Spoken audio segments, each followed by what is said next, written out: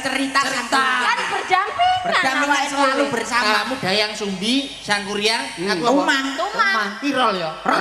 Itu peranan penting kok. Suarane lah enek. Dayang Sumbi suarane piye Dayang Sumbi? Dayang Sumbi ya biasanya Nanya lo Tumang. ije pripun Kang Mas. Lah Tumang suarane piye Le?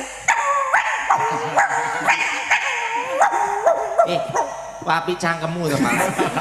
Lambene. Senenge mboten Kang bengi kaya niki masyarakate rukun menikmati pagelaran wayang. Sanadyanto nang tengah sawah. Nggih, menika nggarai seger jadi nge-refresh pikiran nggih kan Mas Dalang.